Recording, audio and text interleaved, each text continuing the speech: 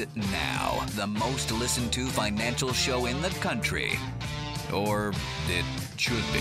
Do the Wall Street Shuffle. Hear the money rustle. Watch the greenbacks tumble. Feel the sterling crumble. This is the Wall Street Shuffle. Welcome back to a very special edition of the Wall Street Shuffle. Today we are talking about the American dream. We're talking about, do people even know what the American dream is anymore? Is it our freedoms? Is it the way we live? Is it a free phone? Is it a new car? Is it a new house? What is the American dream, and have we lost sight of it? Especially pertinent coming up to this very first debate between Romney and Obama. We hope to offer you a different perspective to view the debates tonight through a different prism, and the prism is the American dream. We've got to go real quickly to a good friend of ours who has called in, and we appreciate it. Gerald Celente, he is a good friend of the show. He's been on our show a number of times. We have great respect for Gerald. He is a publisher of TrendsJournal and founder of the TrendsResearchInstitute. Gerald Celente, my friend, the American dream, you talk about it all the time. What is it? Well, it's what people all over the world wanted to come to America for, and that was the shot to get to where you wanted to go, regardless of who you were, who your daddy was, or what family you came from. Didn't make any difference. It was upward social mobility. It was the ladder to prosperity and success that was there for everyone to climb, and that game has changed. It's a whole different story now. Is the government standing in the way of the American dream, or is the government the American dream? Well, the government has shifted the laws that makes the American dream bigger for the ones that already have it. I'll give you a term that was no part of the American dream. How about too big to fail? Yeah, that really fits in with the Declaration of Independence, that all men are created equal.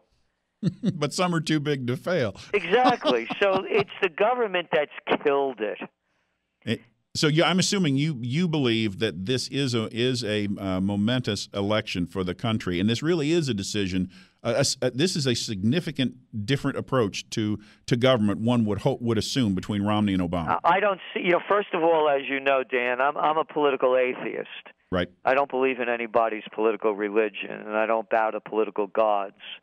And as I look at this, and the new issue of the TrendsJournal is just out, and we just had my assistant just send your producer the cover of it. Oh, great! Thanks. And you'll get a kick out of it. And it's the lesser of two evils. Never in my life have I seen a leadership vacuum like we have right now. This election, as I watch it, is the most unanticipated, unexciting election that I've ever seen occur in this country.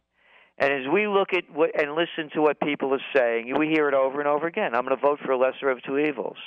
Nobody's thrilled about either of them. Think about it. I don't go out with lesser of two evils. I don't do business with them. I don't associate with them. Why would I vote for one to run my country? So I would suggest that, no, this is not a momentous election in terms of who gets elected.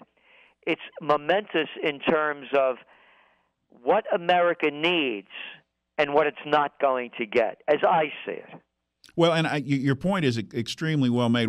We don't take party sides, but we are looking, as you said, very clearly for the lesser of two evils. Normally, I wouldn't try to cut it this fine but I do see the direction the country has gone in the last 4 years, and I see the direction it will go in the next 4 years with this president. And it's almost to the point anybody but this president.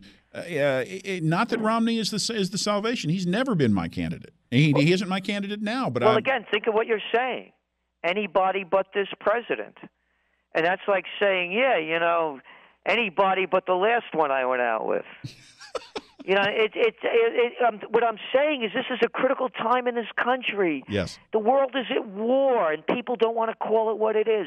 There's a war in Yemen, a war in Bahrain. There's a war in Libya. There's a war in Syria. Millions of people are taking to the streets in Spain, in Portugal, in Greece. It's class warfare.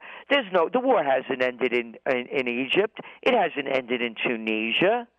It's still going on. What I'm saying is this is a critical time in our history, and we have, as I see it, two men that are unqualified. You know, in this TrendsJournal, we have a quote by Eisenhower. Good. And he said, anyone that seeks the office is either an egomaniac or crazy. and then Mark Twain has the best quote, I think, and he said, if voting made any difference, they wouldn't allow us to do it. And that's the way I see it now. If voting made any difference, they wouldn't let us do it. Because we are getting, it's the same two-headed one-party system. You know, you mentioned the last 4 years. I could go back the last 20 years. Sure. I could see one after another. And by the way, I believe that government has a role. Just as, you know, laws are there. You know, you don't run through red lights, you know. You don't trespass where you shouldn't be. And they had laws in place that made the American dream happen.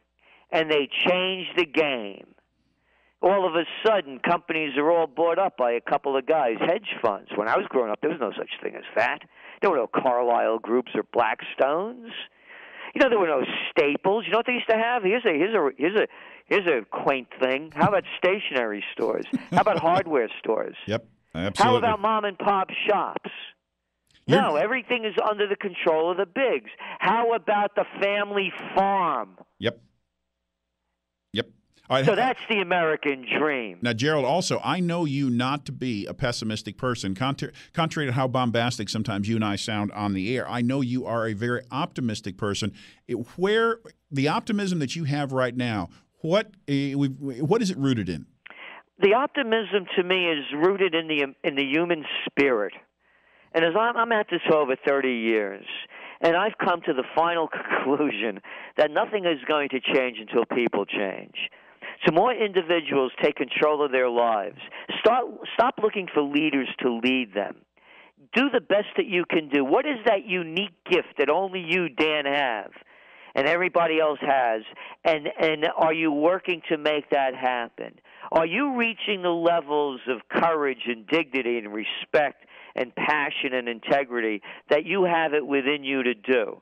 Because when enough people reach those levels, in my belief, they won't settle for anybody but.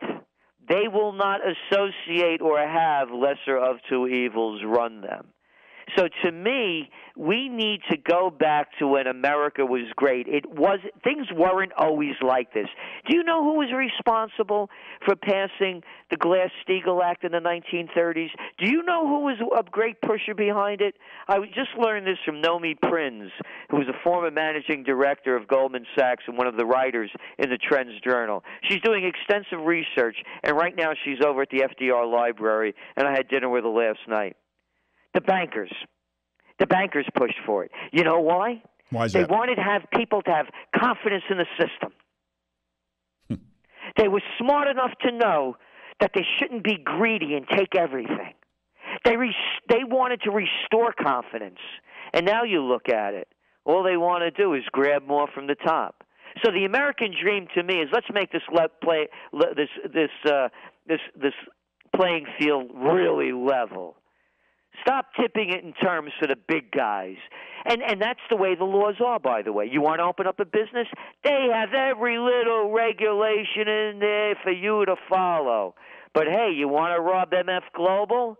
Don't worry. It's John Corzine, one of the members of the White Shoe Boys Club, former senator and governor of New Jersey, former head of the Goldman Sachs gang. You bet. He can't find the money. Don't worry about it. Did you get? By the way, did you get all yours back yet? No. Gee, Gerald. I want you to come back on the next couple of days. I'd love to hear the end of that story. You are a great friend of the show. Thank you for joining us for this segment. This show means a lot to Danny and to Shane and to me today because we are trying to set the stage for these debates, and people like you joining the show today is just tremendous. Thanks for doing so at such short notice too. Gerald Celente, publisher of the TrendsJournal and founder of Trends Research Institute. The website is TrendsResearch.com. Gerald, thank you, my friend. Thank you. All right, God bless.